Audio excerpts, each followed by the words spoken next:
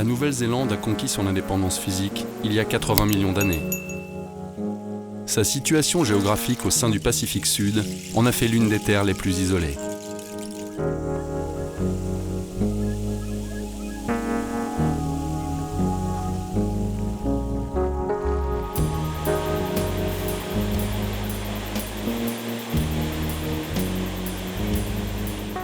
Depuis tout temps, ce sont les forces telluriques qui ont façonné avec grâce ces contrées sauvages que le temps a bien fait d'oublier.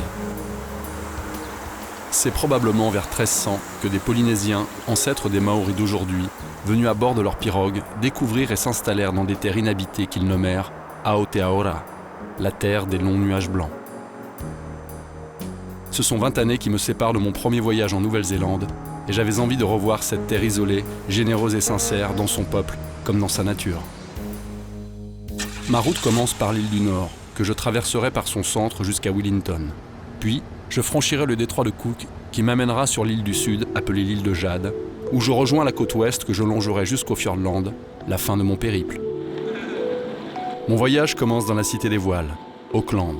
La mer est ici omniprésente et fait corps avec la ville. Même dans son passé, les Maoris la surnommèrent Waitemata, l'eau étincelante.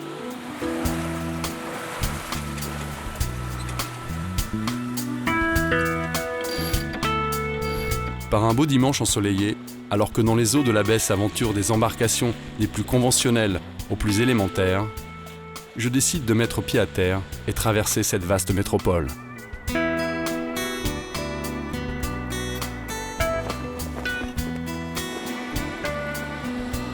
J'y découvre une architecture sans surprise, où le passé n'a plus sa place et le présent la cherche. Modelé par l'homme, largement urbanisé avec ses 1,2 million d'habitants, tous les ingrédients sont bel et bien réunis pour me faire quitter cette ville, si semblable à une autre.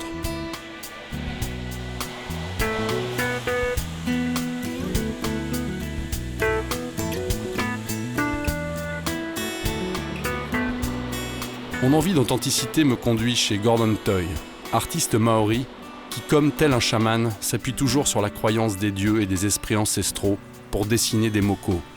Les mokos ne sont pas de simples tatouages et ne se résument pas qu'à leur beauté. Ce sont les véritables témoins d'une histoire et d'une appartenance. Ka tohi atu koe, ki te tohi nuku, ki te tohi rangi, ka tira i raka koe, ki te piki kōtuku. Te rau o te toro, te hui ia tītama. Pauhi ko pau rārama. Hui te marama e, hui te ora e, tūturu whakamaua ki a tīna. Hui e, tā e ki e. Kia ora wai.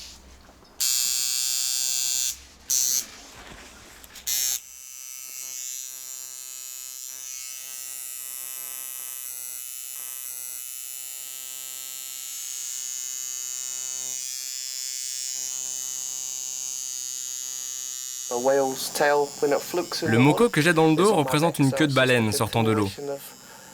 Et chaque partie du tatouage que l'on a fait est un élément de mon histoire. Tout cela prendra un sens lorsque les jambes seront dessinées. Il y a beaucoup d'histoires dans le pays qui racontent que nos ancêtres venaient demander l'aide des esprits à travers les oiseaux, les poissons, les baleines, les requins, car on essaie de garder des connexions avec ce que nous sommes et ce que nous étions dans le passé.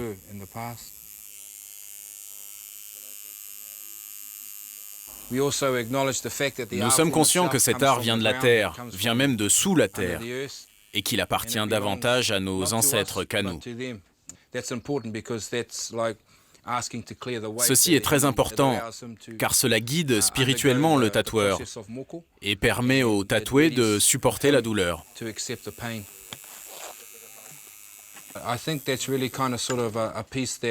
On peut considérer que ce moko est une représentation de ce que cette jeune personne est véritablement. Ces tatouages sont des étapes avant d'atteindre le stade final, le tatouage du visage. À un certain moment de sa vie, il décidera peut-être de le faire, peut-être pas. Mais c'est définitivement un choix individuel. Beaucoup de personnes que je tatoue de plus de 60 ans ont tendance à revenir au moko facial, en particulier les hommes.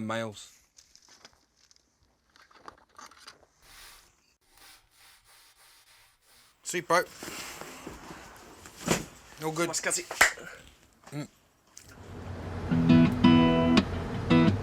C'est en quittant Gordon que je comprends que la mémoire, plus qu'un objectif, est un credo nécessaire au peuple maori qui ne représente aujourd'hui que 14% de la population.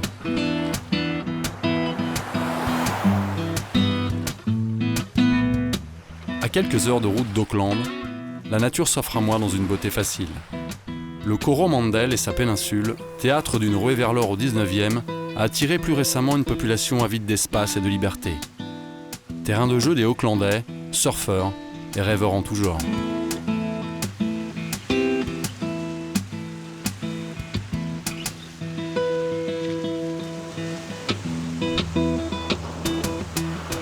Ces côtes découpées, bordées de falaises, abritent au fond de ces criques des plages où la contemplation n'est qu'évidence.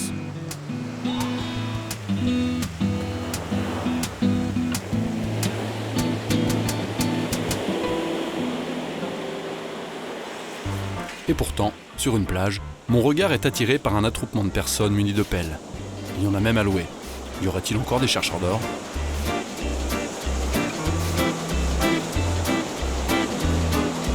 Deux heures suffisent à marée basse pour transformer la plage en aire de jeu pour tous les âges. Ici, les règles sont simples.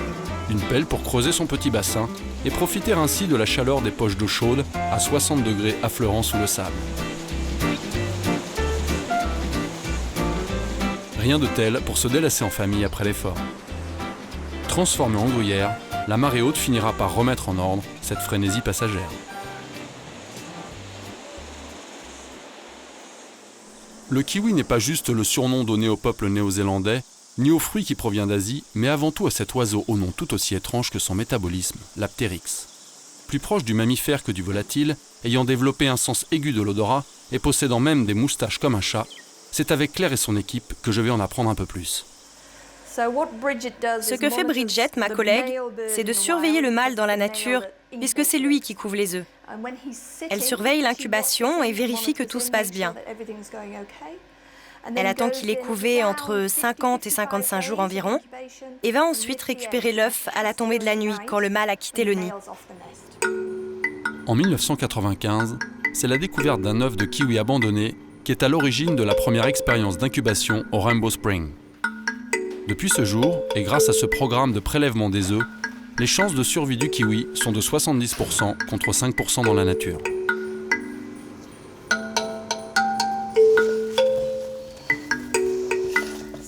Ce petit bonhomme n'a seulement que 7 jours. La première chose que je vois, c'est que la terre a été retournée, prouvant qu'il a été très actif durant la nuit. Là, il y a des petites fientes, ce qui est bon signe. Il s'est amusé avec la nourriture, ce qui est parfait, exactement ce que nous voulions.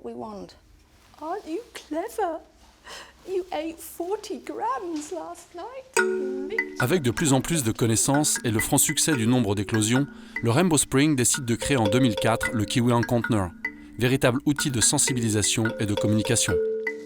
Ce programme a contribué à mieux connaître la biologie de cet oiseau hors du commun et difficile à étudier dans la nature, puisque nocturne.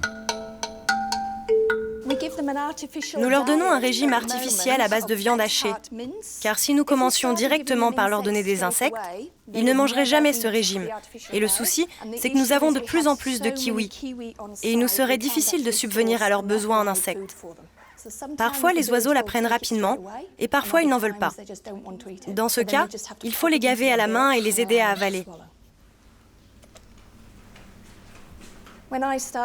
Lorsque j'ai commencé il y a 10 ans, nous avons donné naissance à 15 poussins. Et depuis, cela n'a pas cessé d'augmenter. C'est vraiment génial. Mon travail me satisfait pleinement. Et nous avons réalisé ici des choses que personne n'avait faites avant nous. À la fin de la journée, lorsque vous vous asseyez et repensez à tous les kiwis que vous avez sauvés, c'est ça qui compte. Vous faites de nombreuses heures, souvent de 50 à 80 heures par semaine, en n'étant pas particulièrement bien payé, mais c'est très gratifiant.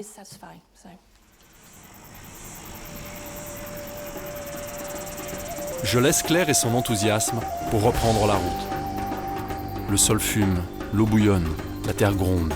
J'ai l'impression d'arpenter une immense cocotte minute sous pression. L'homme semble pourtant vouloir dompter ici ses forces de la nature. Les Maoris déjà avaient su profiter de ces phénomènes naturels dans leur vie quotidienne. le nom d'île fumante pour l'île du Nord est loin d'être usurpé. Partout dans le paysage, au milieu des arbres, surgissent des fumerolles, comme des narines d'un dragon.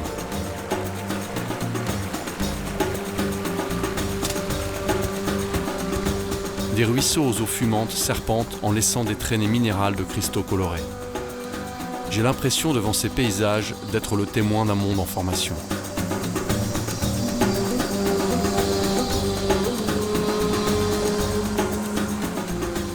J'entre dans la ville de Rotorua, aux odeurs de soufre et ses phénomènes géothermiques, mais surtout j'entre dans le cœur de la culture maori, omniprésente dans cette région volcanique. Nous nous trouvons à Wakarewarewa. C'est le nom donné à cette vallée que nous avons devant nous. Le geyser s'appelle Poutu. Cela veut dire la grande explosion. Poutu est aussi une ancêtre. Ces eaux ont des vertus thérapeutiques, en particulier pour les femmes maoris. On peut utiliser ces eaux pour soigner les maladies de peau. Et si vous avez des problèmes à concevoir un enfant, boire de ces eaux est bénéfique. Et ça marche? Oui. Mon fils a 3 ans cette année et j'ai bu de cette eau. Il a les yeux bleus et les cheveux blonds. C'est pas commun. Pourtant, c'est le même père et la même maman. Je crois que l'eau a quelque chose à voir là-dedans. Dans tous les cas, d'en avoir bu m'a donné de l'espoir plus qu'autre chose. Les histoires locales relatent la légende des 2 divinités, Te Pupu et Teoata. Dans les temps anciens, le navigateur nommé Ngatoroa Rangi fut chargé de remonter en pirogue le plus loin possible jusqu'aux montagnes et de réclamer la terre pour le peuple de Teroa. Il alla jusqu'à la montagne, mais par malchance, il y eut une tempête de neige et toute son expédition fut prise dans un blizzard terrible. Alors il appela ses sœurs au secours qui envoyèrent 2 divinités, dont l'une représentait l'eau et l'autre la vapeur. Elles voyagèrent jusqu'à lui et le réanimèrent. Les 2 déesses laissèrent sur leur passage de nombreux geysers, bains de boue, sources d'eau chaude, considérés comme des présents.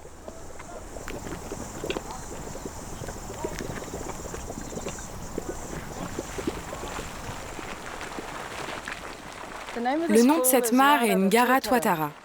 On y fait la cuisine et l'eau est à 98 degrés.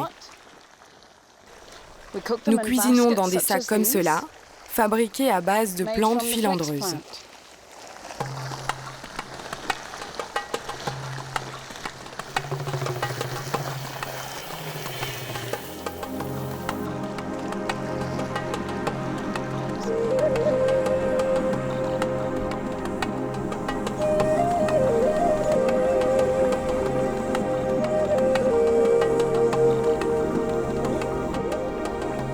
Je laisse mon esprit suspendu, vagabonder dans les volutes de ces brumes.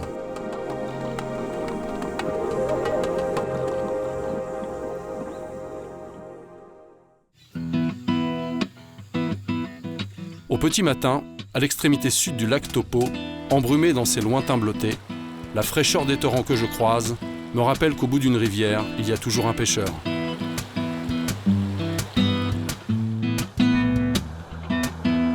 C'est en venant à Turangi, se déclarant capitale mondiale de la pêche à la truite, que j'avais envie de voir la couleur du poisson, marron ou arc-en-ciel.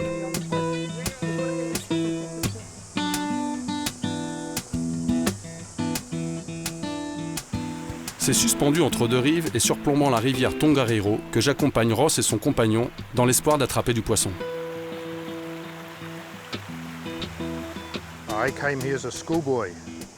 Je suis arrivé ici lorsque j'étais écolier dans les années 1950. On peut dire que je pêche dans la région depuis environ 50 ans. À l'époque, il n'y avait pas de pont ici. On traversait la rivière tout simplement en tyrolienne. Cette rivière était semblable à celle qu'elle est aujourd'hui, c'est-à-dire magnifique. Il y a peut-être un peu moins d'eau maintenant dû aux centrales hydroélectriques, mais même si le niveau a baissé, ça ne dérange en rien les truites. Elles naissent dans la rivière, puis passent 3 ans dans le lac Taupo, où elles grandissent en se nourrissant de larves. Puis elles finissent par remonter la rivière où elles sont nées.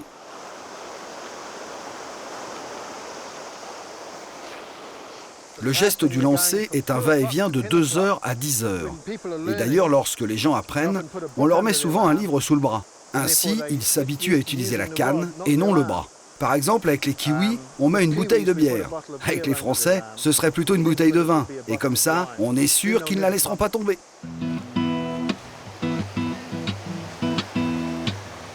Souvent relâchée une fois prise, favorisant ainsi en abondance la richesse de ses eaux en gros poissons, on comprend mieux pourquoi la pêche est considérée comme un sport national, puisque la taille réglementaire est de 40 cm minimum pour un poids de 1,5 kg. Des truites de 3 voire 5 kg ne sont pas des prises rares. Ah, ici, c'est un havre de paix grâce à Mère Nature.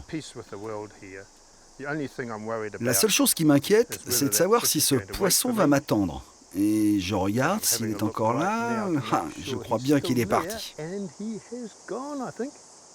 Bref, tu descends ici pour venir pêcher une demi-heure et tu te retrouves encore en retard pour dîner. Parce que 3 heures se sont écoulées.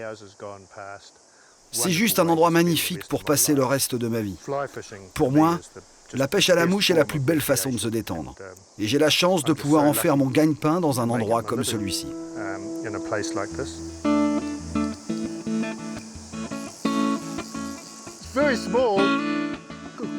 Déçu de sa prise, mais certainement pas de sa journée, Ross me rappelle avec humour un dicton. 10 pêcheurs, 10 chasseurs, 20 menteurs.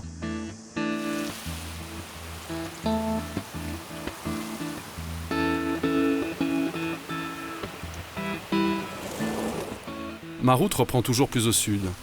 Ce sont les vents dominants de l'ouest, venant de la mer de Tasman, qui, chargés en précipitations, m'accueillent aux portes du parc national de Tongariro.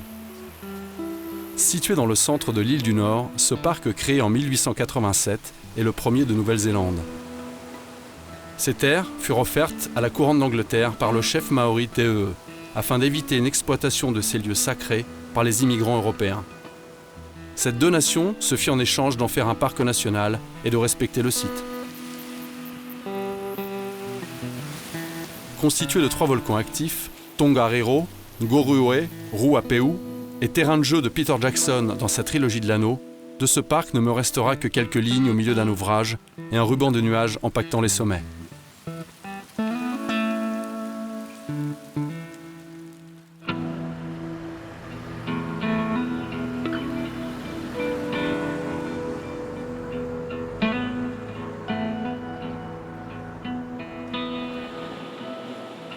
Continuant ma route dans la province de Manawatu, je traverse la ville de Palmerston North, petite cité universitaire que les vacances ont su vider de ses étudiants.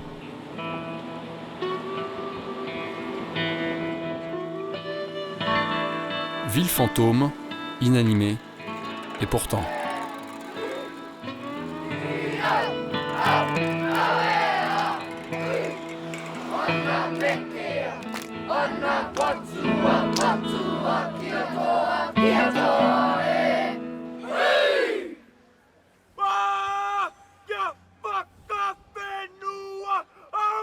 De 6 à 12 ans, il s'essaye au haka, danse guerrière maori reprise par les célèbres All Blacks.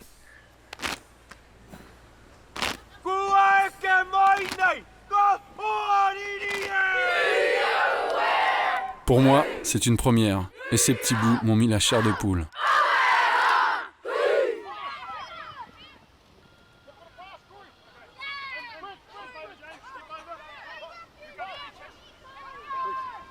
Kiatoa, sois fort. C'est le nom du club que Bruce, ancien All Black, encadre depuis quelques années.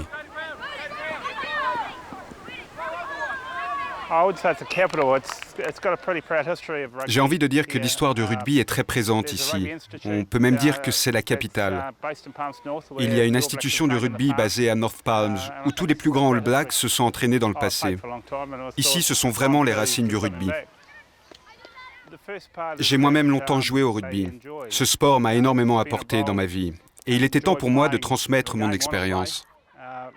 La chose la plus importante, c'est que les enfants s'amusent et apprécient cette activité. Ils se sentent impliqués dans le jeu.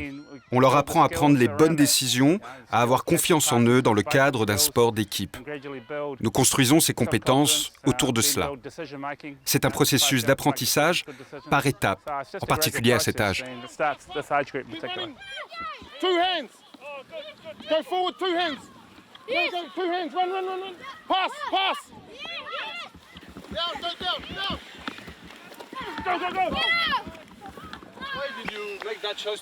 Pourquoi ce choix d'être entraîneur? Je suis pas sûr, mais je pense que je suis trop vieux pour jouer.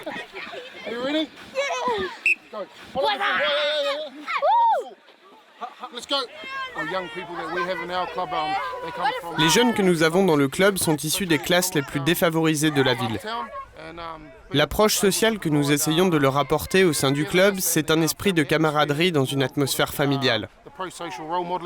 Le boulot du coach, c'est avant tout de les aider à s'investir au travers des diverses activités et de contribuer ainsi à leur éducation. Et s'ils deviennent des bons joueurs, eh bien, ce sera un bonus pour le club.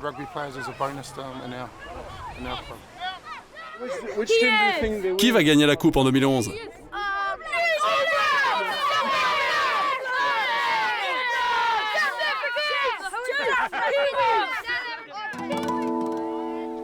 C'est en quittant le terrain que j'apprends que le noir porté par les All Blacks symbolise le deuil de la défaite de leur adversaire.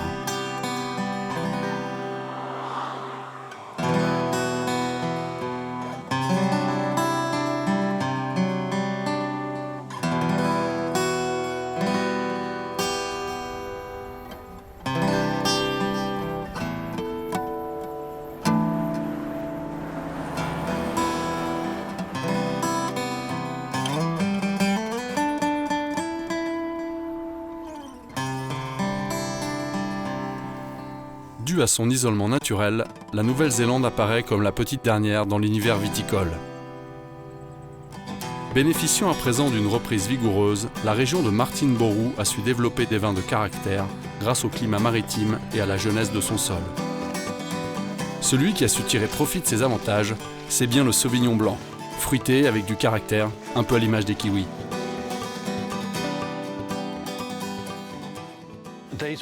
Celui que vous voyez ici, c'est du chardonnay. Il est destiné à notre exploitation. C'est une des 4 variétés que nous cultivons avec le pinot noir, le riesling et le sauvignon blanc. Nous venons de terminer l'éclaircissement de la vigne.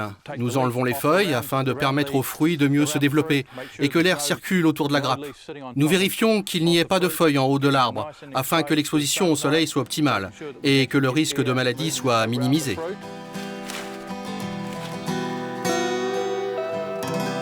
La qualité de ces vignobles réside dans la taille réduite des exploitations et à l'attention toute particulière portée à la cueillette, qui se pratique toujours à la main, permettant ainsi une sélection plus précise des raisins.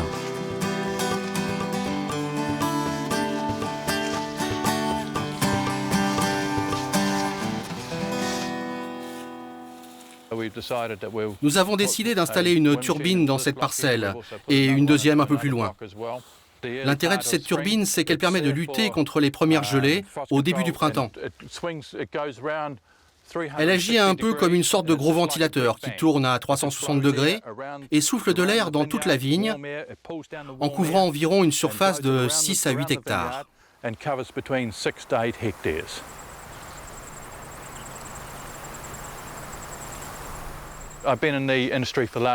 Ça fait maintenant 21 ans que je travaille dans cette industrie. J'apprécie vraiment mon activité et j'ai toujours dit que le jour où j'arrêterai d'apprendre, ce sera celui où je claquerai la porte. Mais pour le moment, je n'ai aucune intention de prendre ma retraite. Je suis vraiment bien au milieu de ces vignes.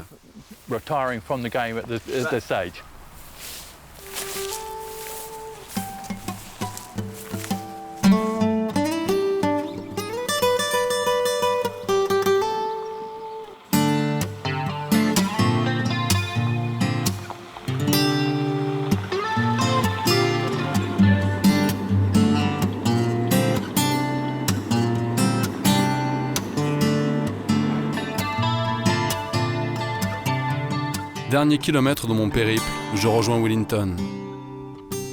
Physiquement enclavée entre la mer d'un côté et les monts Rimutaka de l'autre, la ville s'est développée autour de son port naturel.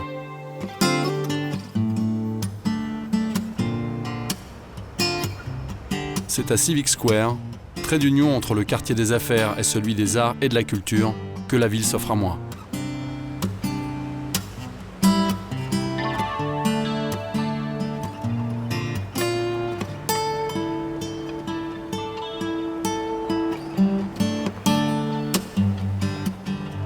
Véritable lien stratégique entre les deux îles, Wellington est devenue la capitale administrative et politique la plus australe du globe.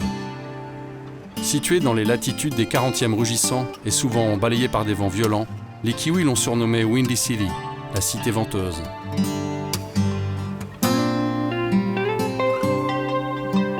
Le vent, quant à moi, me pousse à traverser le capricieux détroit de Cook à la rencontre de l'île du Sud.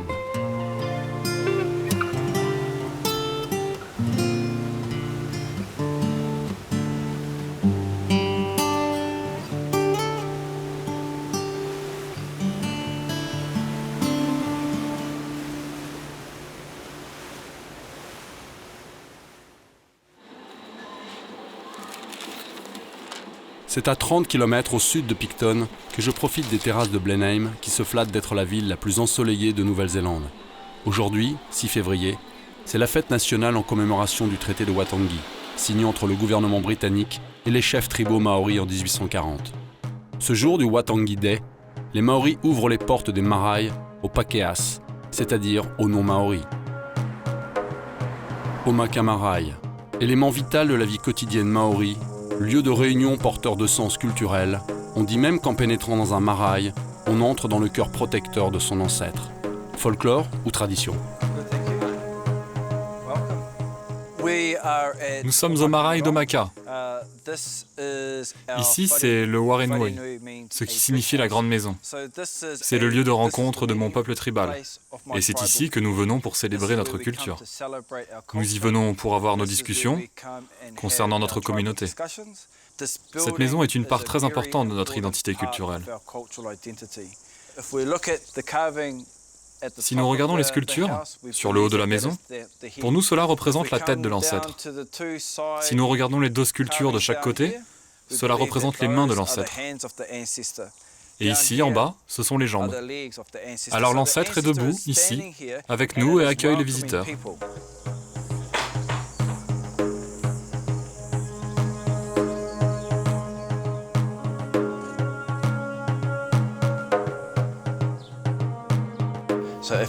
Vous pouvez visualiser cette longue peinture comme étant la colonne vertébrale de l'ancêtre.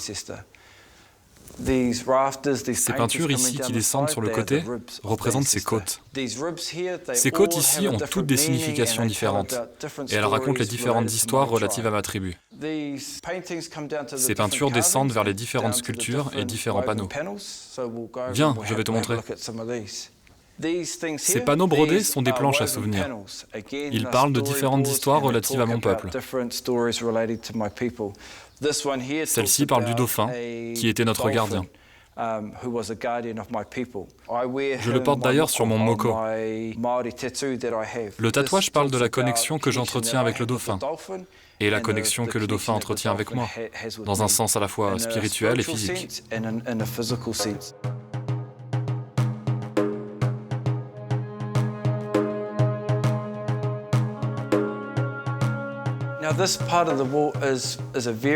Alors, cette partie du mur est très spéciale pour nous. Les photos ici sont une vision contemporaine des sculptures. Elles sont une manière de nous souvenir de nos ancêtres, et les photos une manière de nous souvenir des personnes qui ont transmis leur savoir dans les dernières années. En tant que jeune leader maori, c'est très important pour moi de maintenir les traditions et les coutumes.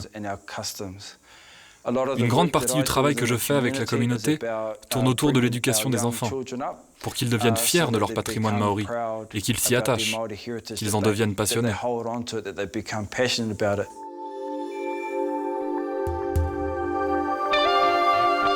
Véritable diffuseur de la culture maori à travers les deux îles, le marae fait partie de la renaissance de cette identité. L'île du Sud m'apparaît moins peuplée, donc plus sauvage. Elle est aussi plus exubérante dans sa végétation de forêt primaire, accrochée à la montagne et parsemée de fougères arborescentes.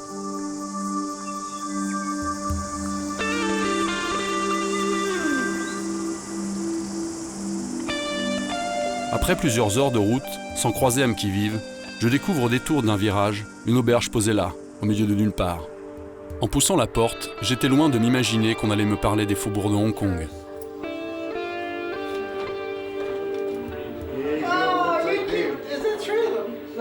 Je suis née et j'ai grandi à Hong Kong. Je pensais que j'étais quelqu'un de la ville. Et quand je suis venue en Nouvelle-Zélande, à Owen River, après 12 ans de vie ici, j'ai découvert qui j'étais réellement. C'est-à-dire quelqu'un de la campagne. Quand on vivait à Hong Kong, nous n'avions pas le choix. On vivait dans un grand immeuble. On ne voyait pas les rivières et les arbres comme en Nouvelle-Zélande. Une fois arrivé ici, on était heureux et on a apprécié la nature. Si la route de Kim s'est arrêtée ici, la mienne se poursuit vers l'ultime, la plus solitaire, la plus ravissante et délicieuse exception selon Kipling, la côte ouest.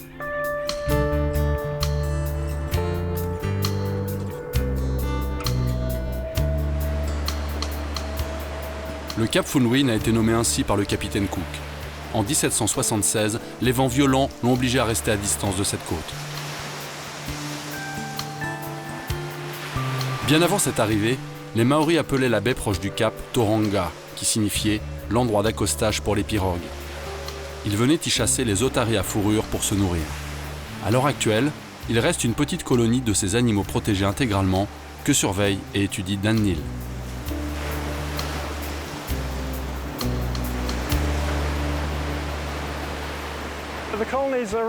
La colonie est constituée de plusieurs centaines d'animaux. Nous surveillons le nombre de naissances ici chaque année. Environ 300 petits naissent tous les ans. Nous observons la colonie depuis une vingtaine d'années pour étudier son évolution. Si le nombre accroît ou diminue, ou s'il reste identique.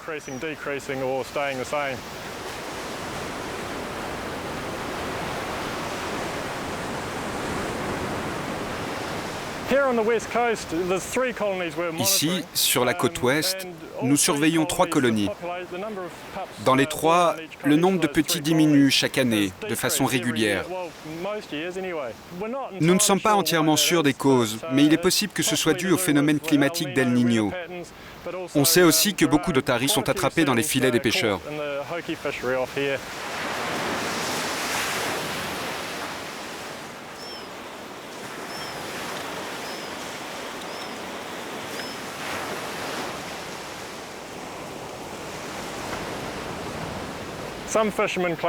Certains pêcheurs se plaignent que les otaries mangent tout le poisson, mais le travail avec le département de conservation montre que les otaries en mangent effectivement, mais principalement de petite taille. Et généralement, ce ne sont pas les espèces que les pêcheurs recherchent. Globalement, je pense que la population d'otaries à fourrure ne diminue pas. Je dirais même qu'elle a tendance à s'accroître. De toute façon, ils sont maîtres de leur destin. C'est sûrement l'un des animaux les plus emblématiques du pays, et certainement l'un des plus protégés de Nouvelle-Zélande.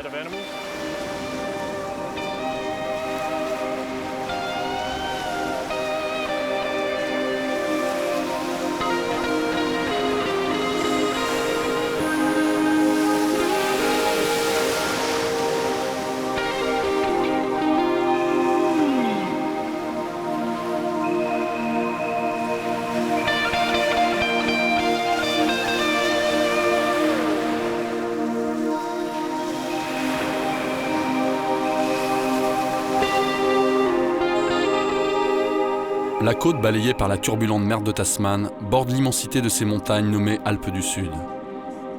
Pour la plupart des Kiwis, le flanc ouest de l'île est tout simplement nommé The Coast, territoire vierge et généreux. Le spectacle commence à marée haute, lorsque l'eau s'engouffre dans les souffleurs, libérant sous les coups incessants des vagues de grands panaches d'écume.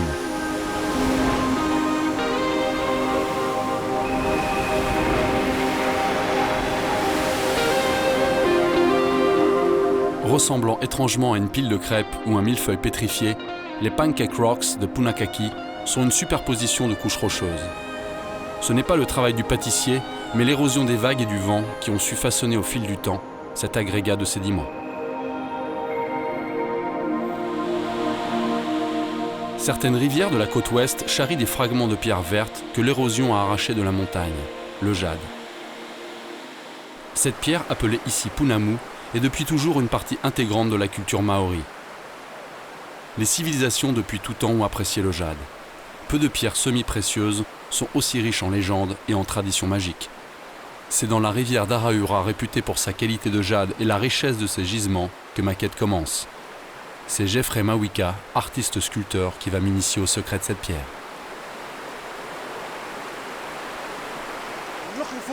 Je cherche de l'eau pour boire. Vous n'en auriez pas vu par hasard? Regarde, c'est pas ce qui manque ici. En fait, je marche sur les empreintes de mes ancêtres aujourd'hui. Je cherche notre trésor, le Pounamu. Le Pounamu a une faculté d'adaptation au milieu naturel pour se cacher. Il peut être blanc ou marron. Il se camoufle pour l'œil inexpérimenté. C'est très difficile de le distinguer des autres pierres, à moins bien sûr que vous sachiez ce que vous cherchez. Le meilleur moment pour le trouver, c'est par temps pluvieux, lorsque les berges de la rivière sont mouillées, et parce qu'à ce moment-là, la pierre devient verte.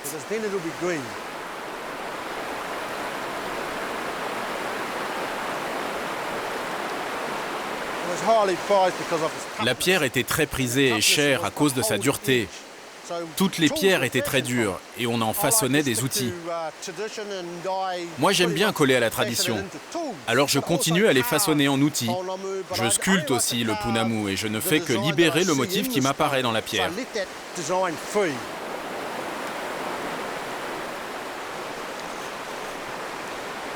Waouh! Magnifique! Ce morceau-là provient d'une crevasse à environ 4000 d'ici. Il s'est cassé, comme vous pouvez le voir. Il est d'ailleurs très effrité. Il a roulé le long de la rivière et a finalement atterri dans mes mains.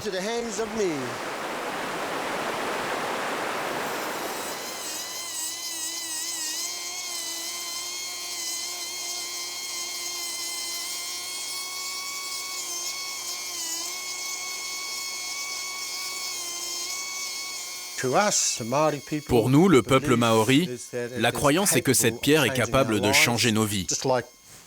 Tout comme ce tiki ici. C'est un symbole d'attachement, un symbole de vie nouvelle, un symbole d'un nouveau départ. Si cela est capable de changer vos pensées, alors les changements vont se produire.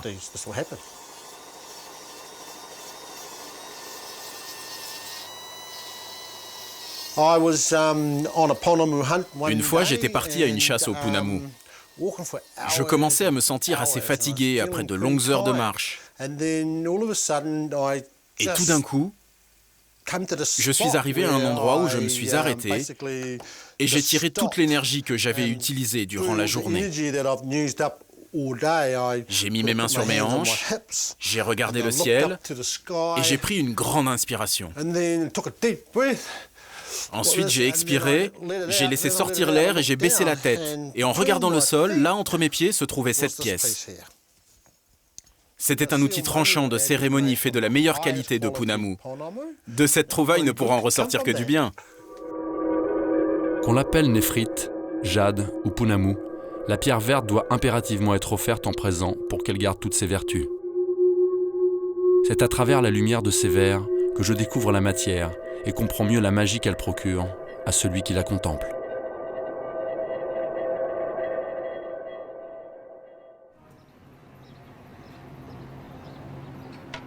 J'entre dans la ville de Franz Josef, du nom de son glacier. Véritable paradis des marcheurs ou Éden des excursions, ici, c'est sur les cimes qu'il faut marcher.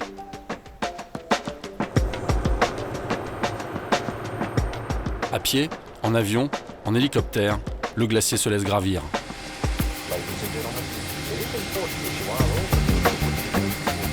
Pris par l'envie et par le temps, c'est par les airs que je m'offre ce spectacle.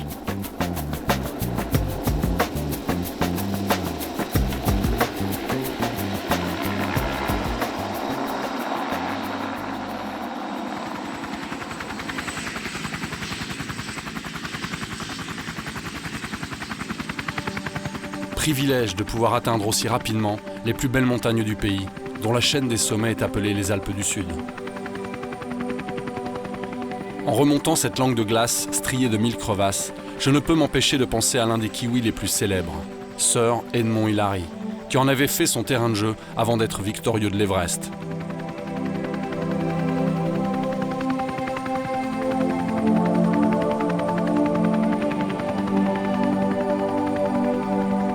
Baptisée Aoraki, perceuse de nuages par les Maoris, et souvent drapée d'un manteau de nuages, Aujourd'hui, le mont Cook se livre à moi totalement dévêtu.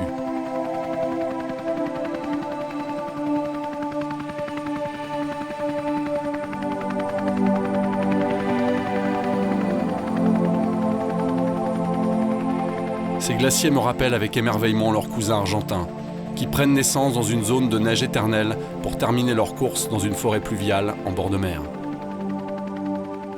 N'ayant pas pu en Argentine réaliser le rêve de fouler les neiges éternelles, c'est au pied du mont Cook que je vais y faire mes premiers pas.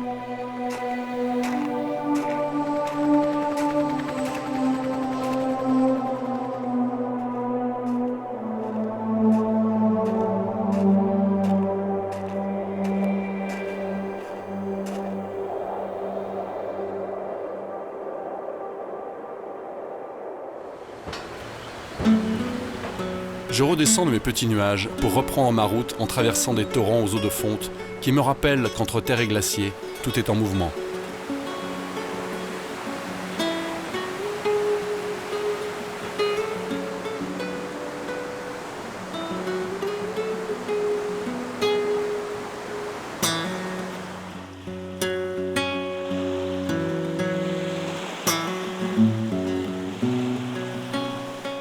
Bien que 85% des Kiwis vivent en ville, l'agriculture reste le fondement économique de la Nouvelle-Zélande.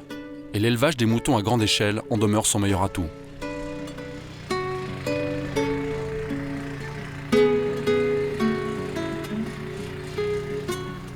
La région d'Otago, connue pour ses grands élevages, me permettra, je l'espère, de découvrir l'activité annuelle du moment, la tonte. Suis-je tombé à la bonne adresse ?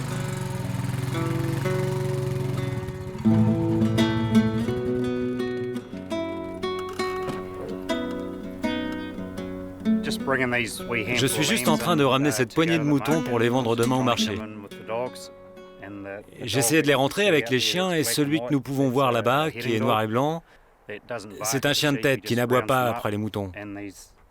Il les rassemble simplement et ces deux-là, ici, à côté de moi, nous les appelons Underweiser, parce qu'ils aboient contre le bétail et c'est le bruit qui rassemble le troupeau.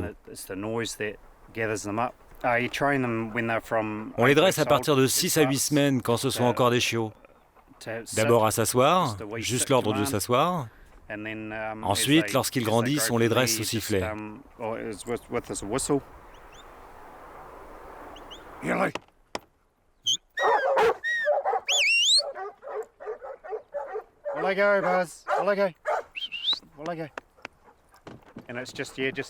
Le coup de sifflet leur donne l'ordre d'aboyer, ce qui effraie le bétail.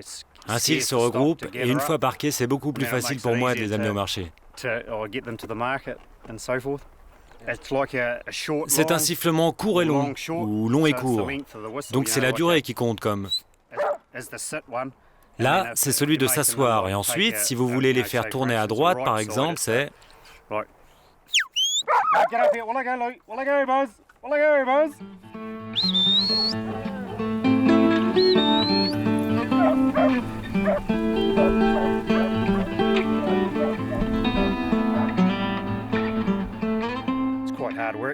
C'est un travail très dur, mais nous sommes au grand air, dans un environnement exceptionnel. Nous prenons ça pour acquis. Nous n'avons pas 4 murs en béton autour de nous comme la majorité des gens. Nous considérons que c'est normal.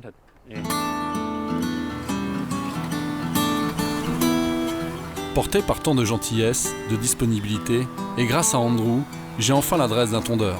Rendez-vous pris pour demain matin. En attendant, c'est vers les berges du lac Wanaka, véritable vestige des temps géologiques, que je laisse dériver mon envie.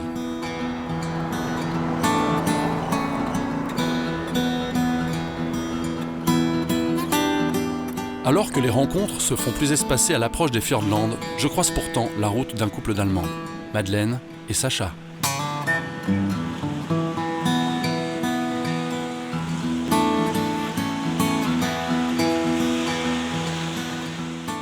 La raison principale pour laquelle nous sommes venus ici, c'est que nous pouvons obtenir un visa de travail et de tourisme. Nous pouvons donc travailler et voyager en même temps, c'est tout simplement parfait. Et la Nouvelle-Zélande est un pays magnifique. Nous avons opté pour un van à cause du coût de l'hébergement. On peut dormir dedans, Et bien sûr, la raison principale, c'est que nous sommes indépendants. Nous n'avons pas besoin d'un ticket de bus. On peut donc rester ici, par exemple, ce qui n'est pas possible de faire avec les transports publics. On est tout simplement libre.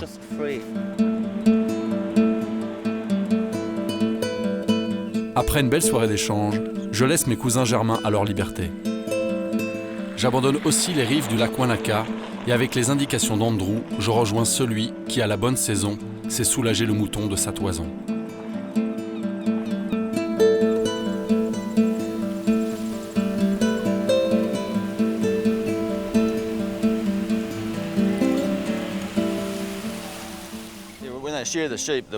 Lorsque l'on tond un mouton, vous savez, dans la laine, il y a des bonnes et des mauvaises parties, tout du moins pas aussi bonnes. Donc on garde la plus belle laine pour la vente et l'autre est utilisée pour l'isolation ou des choses équivalentes pour lesquelles la couleur n'a pas grande importance. Les agneaux ont seulement 1,5 kg de laine. Une grosse brebis peut en avoir environ 5 à 6 kg. Mais ici, nous tondons seulement les agneaux.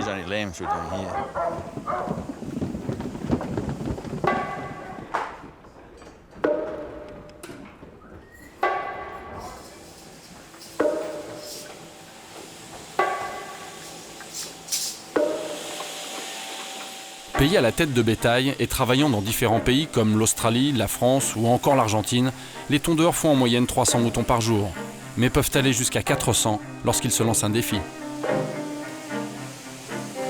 Eh bien, pour choisir un bon tondeur, vous avez besoin de quelqu'un de fiable et qui travaille dur. Et cela prend quelques années pour maîtriser le geste. Vous ne pouvez pas simplement vous lever et commencer à tondre, il faut apprendre à le faire. Ça a l'air facile comme ça, mais pas tant que ça.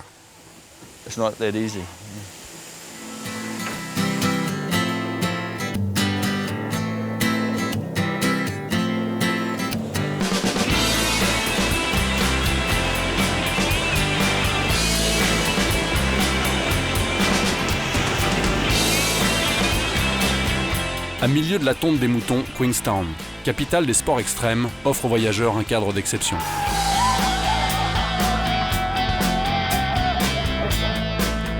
Une panoplie d'activités toutes plus folles les unes que les autres s'offre aux pseudo-aventuriers du XXIe siècle. Aujourd'hui, jet-boat dans les canyons, parapente au-dessus de la ville, kitesurf côtoie le traditionnel saut à l'élastique made in New Zealand. Reste, pour les moins téméraires, la luge à roulettes, bien trop extrême à mes yeux.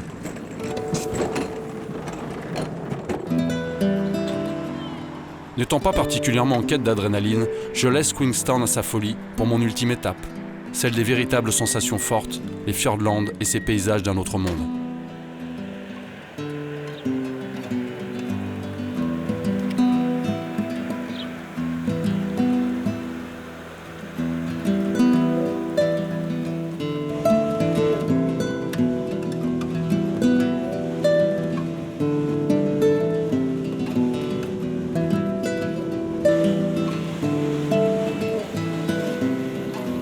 Il ne me reste plus que 40 km à parcourir pour atteindre ma quête du bout du monde. Ces 40 derniers kilomètres, je les ferai avec l'océan sous mes pieds. Je suis dans le Deptful Sound. Ici, ces fjords modelés par la glace descendent à plus de 400 mètres de profondeur.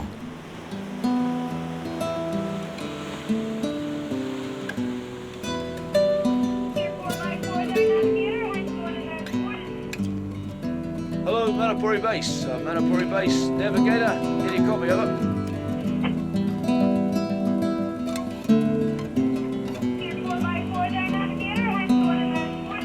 Oh, we're getting you good there, Kaz. Yeah, getting you good. How's things over there today?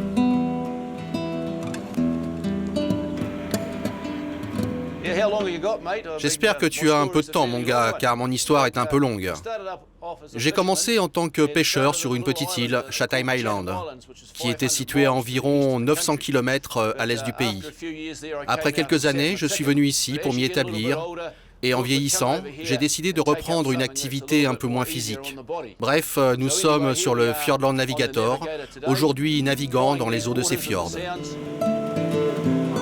Le capitaine Cook hésita à pénétrer dans le Deptful Sound devant l'étroitesse de l'embouchure et le manque de vent pour naviguer. Il le baptisa le douteux. Lorsque le temps est comme il est aujourd'hui, le travail est vraiment très facile. Mais parfois, lorsque le temps est mauvais, les bourrasques peuvent atteindre 70 à 80 nœuds et ça rend la navigation plus difficile. Nous devons rester au centre du fjord pour garder le contrôle du bateau.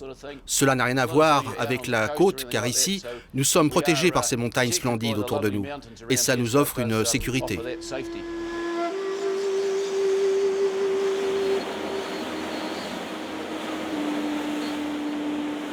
Aujourd'hui, les Fiordland est le plus grand des 14 parcs de Nouvelle-Zélande. Véritable témoin de l'histoire de l'évolution de notre planète, il a même été classé patrimoine mondial par sa beauté exceptionnelle et ses caractéristiques naturelles.